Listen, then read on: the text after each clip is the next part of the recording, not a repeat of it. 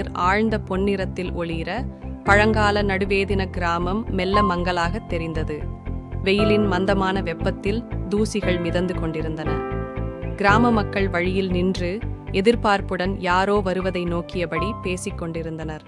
அப்பொழுது வெள்ளை ஆடையில் அமைதியான நடைபோட்டுடன் இயேசு கிராமத்துக்குள் வந்தார்.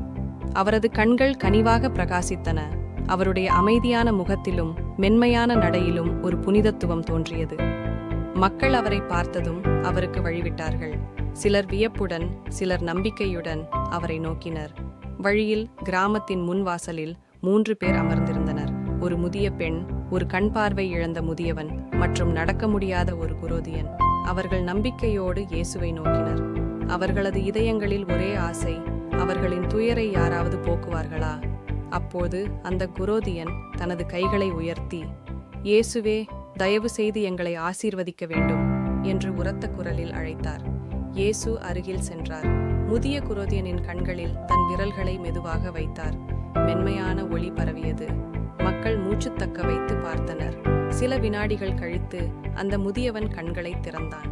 அவன் முதலாக ஒளியை பார்த்தான், வண்ணங்களை பார்த்தான், கிராமத்தையும் மக்களையும் பார்த்தான். நான் பார்க்கிறேன், நான் பார்க்கிறேன் என்று அவன் அழுதான். மக்களும் அவருடன் சேர்ந்து துள்ளி மகிழ்ந்தனர். சிலர் கண்ணீர் விட்டனர். இயேசு மென்மையாகச் சிரித்தார். அவரது கண்களில் அமைதியும் அருளும் ஒளிர்ந்தது. கிராம மக்கள் அவரை வணங்கி அவருடைய அன்பையும் அருளையும் மனதிற்குள் ஏற்றுக்கொண்டனர்.